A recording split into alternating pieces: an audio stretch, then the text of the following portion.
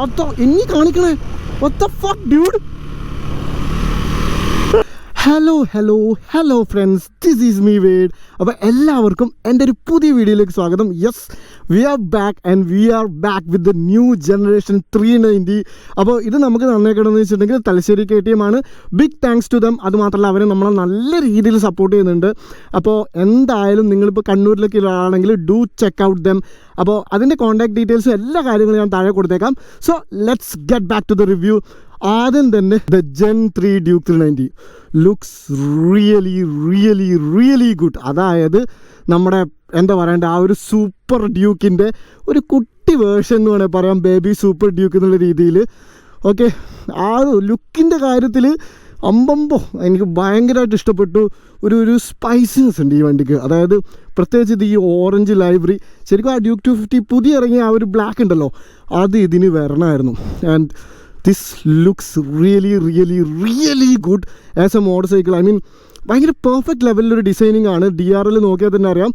കണ്ടില്ലേ, ഭയങ്കര രസം കേട്ടോ. ഞാനിതിൻ്റെ ഷൂട്ടൊക്കെ ചെയ്യുമ്പോൾ എനിക്ക് ഭയങ്കര ഇഷ്ടമാണ് ഈ DRL ഇങ്ങനെ കാണിക്കുന്നത്. ഭയങ്കര രസമാണിത്. സോ ഫ്രണ്ടിൽ തന്നെ നമുക്ക് ഫുള്ളി അഡ്ജസ്റ്റബിൾ WPയുടെ സസ്പെൻഷനും കാര്യങ്ങളൊക്കെ കാണാം. പിന്നെ അതേപോലെ തന്നെ ഇത് കണ്ടില്ലേ, നമ്മുടെ RC 390 കണ്ട സെയിം സെറ്റപ്പ് ഇതിലേക്ക് വന്നിട്ടുണ്ട്. M5s ഉണ്ട് ഫ്രണ്ടിൽ, പുറകിലിപ്പോൾ മാറ്റിയിട്ടുണ്ട്, അപ്പോളോയിലേക്ക് മാറ്റിയിട്ടുണ്ട്. But I recommend go with road 5. നിങ്ങൾക്ക് M5ൻ്റെ അറ്റ്ലീസ്റ്റ് കുറച്ചെങ്കിലും കിട്ടണമെന്നുണ്ടെങ്കിൽ ഗോ വിത്ത് റോഡ് 5, അല്ലെങ്കിൽ റേസിൻ്റെ പുതിയ ടയറോ, അല്ലെങ്കിൽ നമ്മുടെ TVSൻ്റെ ഒരു ടയറുണ്ട്, യൂറോ ഗ്രിപ്പ് പ്രോ ടോർക്ക് എന്ന് പറഞ്ഞിട്ട് go with that. So first of all unsprung mass നല്ല രീതിയിൽ കുറച്ചിട്ടുണ്ട്. കണ്ടില്ലേ, ഹബ്ലെസ് മോട്ടർ, അതായത് ഈ സസ്പെൻഷൻ്റെ അടിയിൽ വരുന്ന സാധനങ്ങളൊക്കെ അൺസ്പ്രങ് മാസാണ്. അപ്പോൾ ഇത് കുറക്കുമ്പോൾ ഉള്ള കാര്യമെന്ന് വെച്ചിട്ടുണ്ടെങ്കിൽ നല്ല രീതിയിൽ ഡയറക്ഷൻ ചേഞ്ച് ചെയ്യാൻ പറ്റും. അതായത് ഇത് ട്രാക്കിൽ ഓടിച്ച് എല്ലാവരും പറഞ്ഞതെന്ന് വെച്ചിട്ടുണ്ടെങ്കിൽ കമ്പയർഡ് ടു Gen 2, Gen 3 എന്ന് പറയുന്നത് ഹാൻഡ്ലിങ്ങിൻ്റെ കാര്യത്തിൽ അതിഭീകര ചേഞ്ച് ആണെന്നാണ്.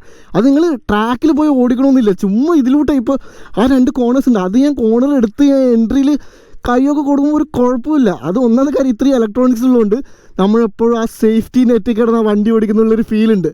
പിന്നെ അതേപോലെ തന്നെ LC4C liquid cooled 4 valve engine, compact engine എന്നാണ് LC4C എന്ന് പറയുന്നത്. DOHC ആണ് ഒബ്വിയസ്ലി.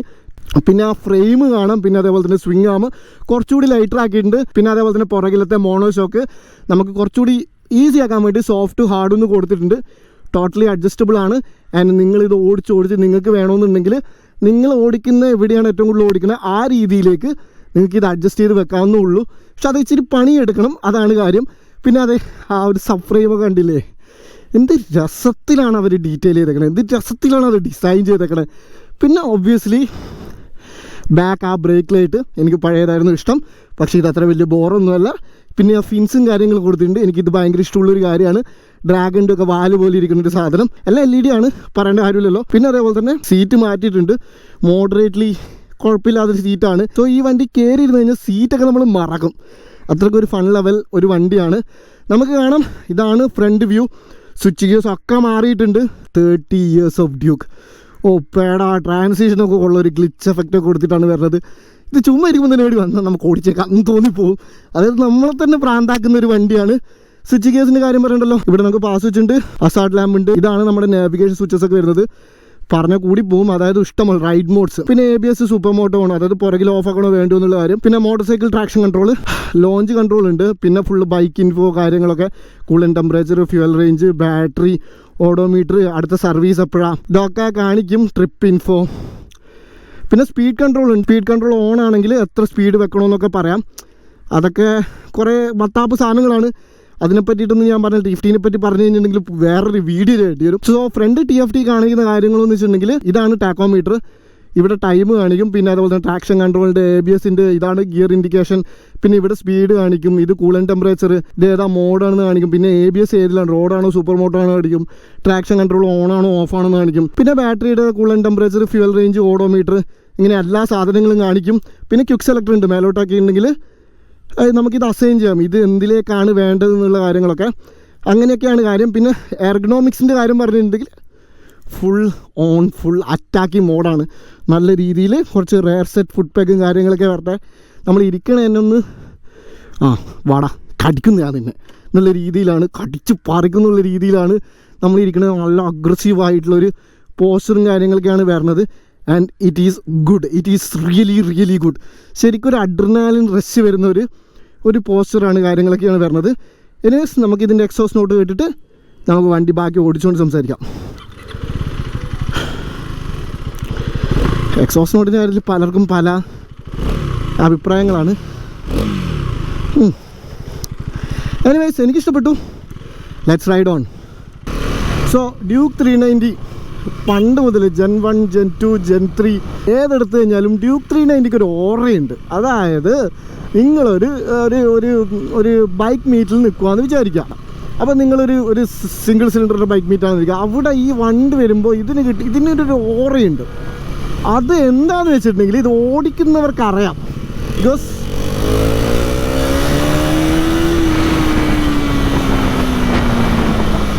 അതാണ് ഇത് കാരണമാണ് ആ ഓറ ജനറേറ്റ് ചെയ്യുന്നത്. അത് ആ ഓറ ആൾക്കാർക്ക് മനസ്സിലാക്കണമെന്നുണ്ടെങ്കിൽ ഇതൊരു തവണയെങ്കിലും ഓടിച്ച ഒരാളായിരിക്കണം. Whether it is gen 1, gen 2 or gen 3, this bike is a hooligan. അതായത് ഹൂളിഗൻ എന്ന് പറഞ്ഞാൽ ഭ്രാന്ത്, കട്ട ഭ്രാന്ത്. അതാണ് എനിക്കിതിൻ്റെ പെർഫോമൻസിനെ പറ്റി പറയാനുള്ളത്. എനിക്ക് ഇപ്പോഴും ഓർമ്മയുണ്ട്, ഞാൻ ജെൻ 1 ഒരു തവണ, അതായത് BS3 ഡ്യൂക്ക് 390 ഒരു പുള്ളി, എനിക്ക് ആ ടൈം ഒരു FC ഉണ്ടായിരുന്നു. പുള്ളിക്ക് FC ഓടിക്കാൻ കൊടുത്തപ്പോൾ പുള്ളി എനിക്ക് തന്ന വണ്ടി അത് ഒന്നും മിണ്ടാണ്ട്, ഇത് എന്താ ഏതാണെന്ന് അറിയാണ്ട് ഞാൻ കയറി അറിയാണ്ട് ക്ലച്ചും പിടിച്ച് എൻ്റെ മോനെ ഐ ഹാഡ് എ റഫ് ഗാസം എന്ന് വേണമെങ്കിൽ പറയാം. അന്നേരമാണ് ഞാൻ മനസ്സിലാക്കിയത് ഇങ്ങനത്തെ വണ്ടി ഉണ്ടല്ലേ എന്ന്. അതുവരെ ഞാൻ വിചാരിച്ചുകൊണ്ടിരുന്നത് ഡ്യൂക്ക് 200 ഞാൻ ഒരു തവണ ഓടിച്ചു നോക്കിയായിരുന്നു. അപ്പോൾ അതൊക്കെയാണ് പവർ. എനിക്കിത് അറിയാം. ഒന്നാമത്തെ കാര്യം ഇത് 390 ആണെന്ന് പറഞ്ഞില്ല, ഞാൻ 200 ഓടിച്ചതിൻ്റെ ഒരു ഇതിൽ ഞാൻ അതിൽ കയറിയിരുന്ന് കൈ കൊടുത്തതാണ്. അപ്പോൾ ആ മെമ്മറീസൊക്കെയാണ് ഇപ്പോഴും വരുന്നത്. എൻ്റെ one of the most favourite single cylinder motor cycle ഇത് തന്നെയാണെന്ന് പറയാം. നമ്മൾ കുറച്ചൊന്ന് ട്രാഫിക് കയറിയിട്ടുണ്ട്. യെസ്, ഓഫ് കോഴ്സ് ഈ വണ്ടി നല്ല രീതിയിൽ ട്രാഫിക്കിൽ ഓടിക്കാൻ പറ്റിയൊരു വണ്ടിയാണ്. ആ ഒരു പവറും ആ ടോർക്കും കൂടി ഉള്ളതുകൊണ്ട് നമുക്ക് ഫിൽറ്റർ ചെയ്ത് പോകാം. അതുമാത്രമല്ല, ഞാൻ നേരത്തെ പറഞ്ഞ പോലെ തന്നെ അൺസ്പ്രങ് മാസം മാക്സിമം കുറച്ചുകൊണ്ട് ഈ വണ്ടിയുടെ ആ ഫ്രണ്ടിൻ്റെ ഒരു വെയിറ്റ് ഉണ്ട് പഴയ ജെൻ 2 390ക്കൊക്കെ.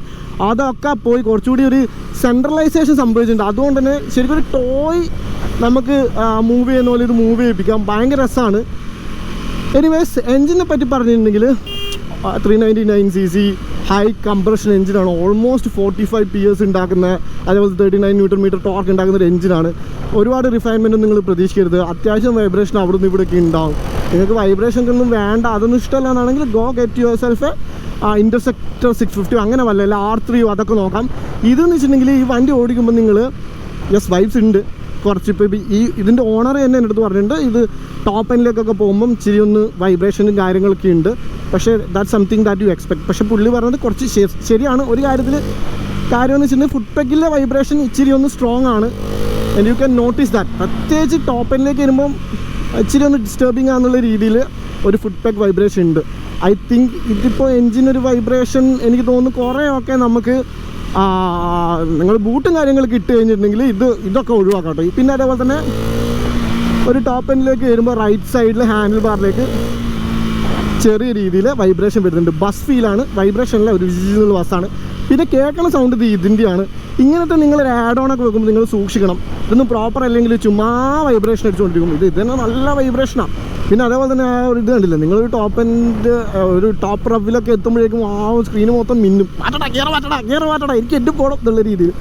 അപ്പോൾ എനിവേസ് അതാണ് എൻജിൻ്റെ കാര്യങ്ങൾ. It's a hooligan engine. It does vibrates a bit. എനിക്കിതൊരു ഭയങ്കര ഒരു വൈബ്രേഷനായിട്ട് തോന്നിയിട്ടില്ല.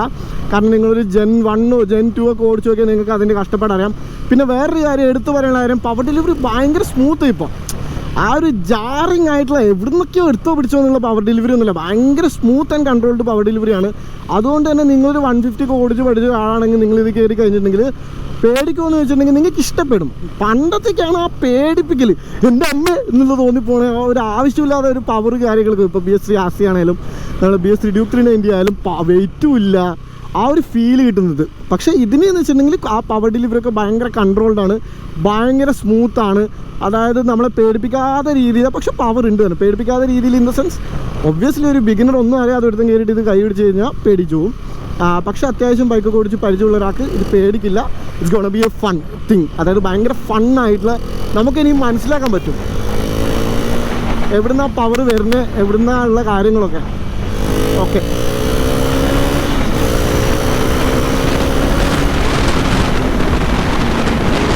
3 ഡിജിറ്റ് സ്പീഡൊക്കെ ചുമ്മാ പുല്ലാണ്. അണ്ടർ ഓൾമോസ്റ്റ് ഒരു 5 സെക്കൻഡിൽ ചെയ്യും. അണ്ടർ 6 സെക്കൻഡ്സ് ആണ് ടൈം. ഞാനത് പ്രോപ്പറായിട്ട് നോക്കണില്ല. നമുക്കിവിടെ റോഡില്ലല്ലോ, ഹൈവേ ഉണ്ട്. But still I don't want to mess up. Like ഒരു സേഫർ സൈഡിൽ വീഡിയോ ചെയ്യാനാണ് ഞാനിപ്പോൾ ആഗ്രഹിക്കുന്നത്. പക്ഷേ ഇടയ്ക്ക് ഇങ്ങനെ ഓപ്പൺ റോഡൊക്കെ കിട്ടുമ്പോൾ nice man, nice nice nice. അടുത്ത കാര്യം എന്ന് വെച്ചാൽ ബ്രേക്കിനെ പറ്റിയിട്ടാണ്. ബ്രേക്കിനെ പറ്റി ഞാൻ പറയേണ്ട കാര്യമൊന്നുമില്ല. ബാക്ക് ഇച്ചിരി പ്രോഗ്രസീവാണ്, പക്ഷേ ഫ്രണ്ട് അങ്ങനെയല്ല. എല്ലാ സ്പോർട്സ് ബൈക്കിനും ബാക്ക് ഇച്ചിരി പ്രോഗ്രസീവ് ആയിരിക്കും. ഫ്രണ്ട് നല്ല ബൈറ്റുള്ള സിൻഡേർഡ് ബ്രേക്സ് ആണ് വരുന്നത്. So don't change it. Okay, ഒരിക്കലും ചേഞ്ച് ചെയ്തിരിക്കുക. അതായത് ഓർഗാനിക് ഒന്നും ഇടാതിരിക്കുക. എപ്പോഴും സിൻഡേർഡ് തന്നെ ഇടുക. സെറാമിക്കിലേക്ക് പോലും പോകരുത്. നിങ്ങൾക്ക് ആ ഫീല് വേണമെന്നാണെങ്കിൽ ഓൾവേസ് യൂസ് ദി എന്താ പറയണ്ടേ, സിൻഡേർഡ് ബ്രേക്ക് പാഡ്സ്. വണ്ടിയുടെ ഹാൻഡിൽ ഉണ്ടല്ലോ, ചുമ്മയാണ് കോർണറിലേക്കൊക്കെ എൻ്റർ ആവുക. ചുമ്മാ ബ്രേക്ക് ഒന്ന് പിടിക്കും, നേരെ ചെന്ന് കടത്തി കൊടുത്ത് ആകെ പോവാ വണ്ടി. ഇറ്റ്സ് ഗ്രേറ്റ് മാൻ. ഒരു ജൻ 2-ൽ എനിക്ക് ആ കോൺഫിഡൻസ് വരില്ല കേട്ടോ, അങ്ങനെയൊക്കെ എടുക്കാനായിട്ട് കോർണേഴ്സിൽ. This is so much better മാൻ.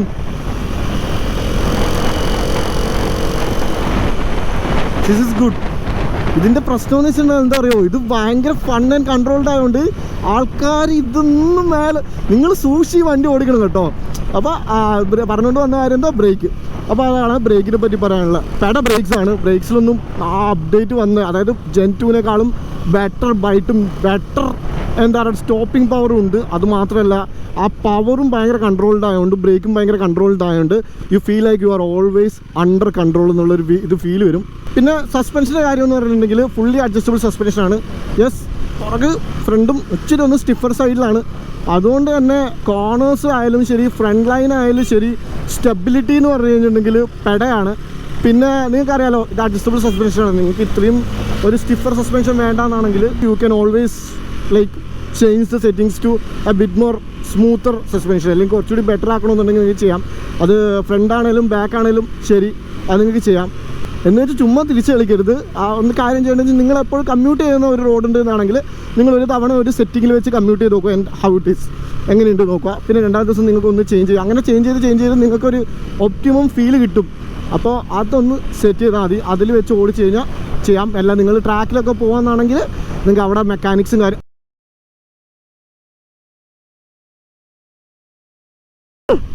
എൻ്റെ അമ്മേ,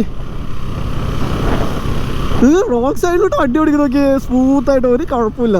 അതാണ് സസ്പെൻഷൻ്റെ കാര്യം. Suspension is really good. എനിക്ക് ഭയങ്കര ഇഷ്ടപ്പെട്ടു. എനിക്ക് ഇച്ചിരി ഒന്ന് സ്റ്റിഫർ സസ്പെൻഷൻ ഇഷ്ടം തന്നെയാണ്. പക്ഷേ എന്ന് വെച്ച് ഭയങ്കര സ്റ്റിഫ്, ഭയങ്കര അടിയൊന്നുമല്ല കേട്ടോ. ഇച്ചിരി ബമ്പിയായിട്ടുള്ള റോഡൊക്കെ ഇത് നൈസായിട്ട് എടുക്കുന്നുണ്ട്. പിന്നെ നമ്മുടെ BS6 വെച്ച് നോക്കുമ്പോൾ നല്ല രീതിയിൽ ഗ്രൗണ്ട് ക്ലിയറൻസ് കൂടിയിട്ടുണ്ട്. ആ ഓഫ്സെറ്റ് സസ്പെൻഷൻ വന്നുകൊണ്ട് തന്നെ സീറ്റ് ഹൈറ്റും കുറഞ്ഞിട്ടുണ്ട്, ഗ്രൗണ്ട് ക്ലിയറൻസും കൂടിയിട്ടുണ്ട്. അതൊരു വളരെ നല്ലൊരു ആഡ് ഓൺ ആണെന്ന് പറയാം ഡ്യൂക്ക് 390 വെച്ച് നോക്കുമ്പോൾ.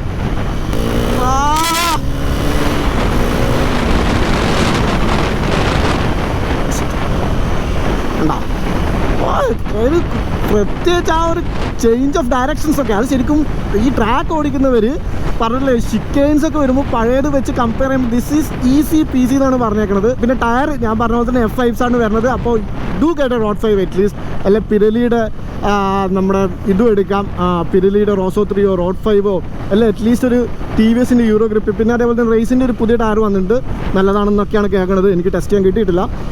നമ്മൾ ഒരു വണ്ടി കിട്ടിയിട്ടുണ്ട്, അത് ടെസ്റ്റ് ചെയ്യാൻ പറ്റുമെന്ന് ആ ടൈം നമുക്ക് നോക്കാം. പിന്നെയുള്ള ലാസ്റ്റ് കാര്യം എന്ന് വെച്ചിട്ടുണ്ടെങ്കിൽ ഇത് ആരെടുക്കണമെന്നുള്ള കാര്യമെന്നാണ്. എപ്പോഴും യങ് മൈൻഡായിട്ട് നിൽക്കാൻ ഇഷ്ടമുള്ള ഒരാളെന്നാണെങ്കിൽ you can always go get this Duke 390. നിങ്ങൾക്കൊരു ബാഡ് ഡേ ഉണ്ട് എന്നാണെങ്കിൽ you do this and you will be happy. ഇത് ആർക്ക് വേണമെങ്കിലും എടുക്കാം, അങ്ങനെ ഏജിൻ്റെ ലിമിറ്റ് ഒന്നുമില്ല. ഇതിനൊരു ടൈപ്പ് ഓഫ് പീപ്പിൾ ഒന്നുമില്ല. You can tour with it, you can commute with it, you can have fun with it, you can do anything you want. അതാണ് ഈ വണ്ടിയുടെ കാര്യം. പിന്നെ മൈലേജൊക്കെ നിങ്ങളൊരു സംവെയർ അറൗണ്ട് ഒരു 20 to 25, 28 മാക്സ് 30 ഒക്കെ മാക്സിമം, അതൊന്നും പ്രതീക്ഷിക്കണ്ട. പക്ഷേ you can expect anywhere around 22 to 26 or 27 നല്ല രീതിയിലൊക്കെ ഓടിക്കുവാണെങ്കിൽ. പക്ഷേ ഈ വണ്ടി കിട്ടി അങ്ങനെ ഓടിക്കാൻ തോന്നില്ല. അതാണ് it is too much of fun this motor cycle. This is a happy motor cycle. ഇപ്പോഴും ഞാൻ ഇരിക്കുമ്പോൾ എനിക്ക് തോന്നുന്ന സന്തോഷമുണ്ടല്ലോ, that's unmatchable. That's really good. ഒരു മാനുഫാക്ചർ എയിം ചെയ്യേണ്ട കാര്യം അങ്ങനെയാണ്. അതായത് ഓടിക്കുന്ന ആൾ ഹാപ്പി ആയിട്ട് നിൽക്കണം എന്നുള്ളൊരു ഒരു ഒരു ഒരു ഒരു ചിന്ത KTM ഉണ്ടെന്ന് തോന്നുന്നു ഈ ഡ്യൂക്ക് 390 ഉണ്ടാക്കിയപ്പോൾ. പിന്നെ അതേപോലെ തന്നെ ഗിയർ ഷിഫ്റ്റിങ്ങിൻ്റെ കാര്യം പറഞ്ഞിട്ടുണ്ടെങ്കിൽ ക്വിക്ക് ഷിഫ്റ്റ് വന്നിട്ടുണ്ട്.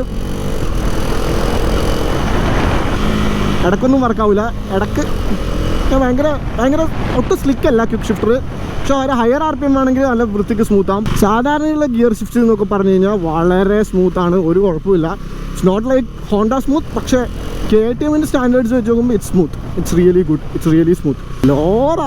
ലോവർ സ്പീഡിൽ ഹയർ പോട്ടെ, ഒരു 20യുടെ താഴെ പോയ സെക്കൻഡിട്ടൊന്നും ഓടിക്കാൻ പറ്റില്ല ഈ വണ്ടി, അങ്ങനെ ഒരു കാര്യമുണ്ട്. പിന്നെ ക്ലച്ച് ഫീലിൻ്റെ കാര്യം എന്ന് പറഞ്ഞു കഴിഞ്ഞാൽ തന്നെ മോഡറേറ്റ്ലി ലൈറ്റാണ് ക്ലച്ച് ഫീലും കാര്യങ്ങളൊക്കെ വരുന്നത്, വലിയ കുഴപ്പമൊന്നുമില്ല. നിങ്ങൾ ഇത് വെച്ചിട്ട് യു ക്യാൻ ലിറ്ററലി കമ്മ്യൂട്ട്. ഹീറ്റിങ്ങിൻ്റെ കാര്യം പറഞ്ഞിട്ടുണ്ടെങ്കിൽ യെസ്, ചെറിയ രീതിയിൽ നിങ്ങൾക്ക് ഹീറ്റ് അടിക്കും. പക്ഷേ നിങ്ങളൊരു നല്ല ജീൻസോ അല്ലെങ്കിൽ റൈഡിങ് പാൻസൊക്കെ ഇടുകയാണെന്നാണെങ്കിൽ വലിയ സീനില്ല. പക്ഷെ നല്ല ബമ്പർ ടു ബമ്പറിലൊക്കെ ഇട്ട് കഴിഞ്ഞിട്ടുണ്ടെങ്കിൽ ചെറിയ രീതിയിൽ ഹീറ്റിംഗ് ഒക്കെ അടിക്കും, നിങ്ങൾക്ക് കാലിൽ ചെറിയ രീതിയിൽ ഹീറ്റിംഗ് കിട്ടുന്ന രീതിയിൽ. പക്ഷെ അത് ഒരു ഫീലാണ്. മറ്റേ ഒരു റീൽ ഉണ്ടായിരുന്നു, ഡ്രാഗൺ മറ്റേ ഇങ്ങനെ എന്നിട്ടിങ്ങനെ തീ ഇങ്ങനെ പോകണം, ആ ഒരു ഫീലൊക്കെ നിങ്ങൾക്ക് കിട്ടും. അപ്പോൾ അതാണ് എനിക്ക് പറയാനുള്ളത്. This is a fun motorcycle. It's worth the money. ഇതിന് പ്രൈസ് ഉണ്ട് 4,08,000 സംവെയർ അറൗണ്ട് ദാറ്റ് എനിക്ക് തോന്നുന്നു. അപ്പോൾ അതുണ്ടെങ്കിൽ പോലും this motor cycle is fun. It's a very for money motorcycle. അത് ഞാൻ ഇച്ചിരി ഒരു KTM ചായ്വ് എനിക്കുണ്ട്, അതുകൊണ്ടായിരിക്കാം. KTM ചായ്വ് എന്നല്ല, നല്ല വണ്ടി വരുമ്പോൾ നമ്മളത് പറയണമല്ലോ. അപ്പോൾ അത്രയൊക്കെ തന്നെയുള്ളൂ. ഓ ഷിറ്റ്, ഒരു മരണം ഞാൻ നേരിട്ട് കണ്ടുതരണം തന്നെ. അപ്പോൾ അത്രയൊക്കെ തന്നെയുള്ളൂ. അതിന് നിങ്ങൾക്ക് എന്തെങ്കിലും ഡൗട്ടോ കാര്യങ്ങളോ ഉണ്ടെങ്കിൽ നിങ്ങൾ എന്തായാലും താഴെ കമൻറ്റ് ചെയ്തിടും. പിന്നെ അതേപോലെ തന്നെ നിങ്ങൾക്ക് ഇതിൻ്റെ ബുക്കിങ്ങും കാര്യങ്ങളും ടെസ്റ്റ് റൈഡൊക്കെ വേണമെന്നുണ്ടെങ്കിൽ ഡു കോൺടാക്ട് തലശ്ശേരി KTM. അപ്പോൾ അത്രയൊക്കെ തന്നെയുള്ളൂ. ഞാൻ നേരത്തെ പറഞ്ഞ പോലെ തന്നെ this is me weight saying. വീണ്ടും കാണാൻ ഒന്നിക്കാം. Till then bye by.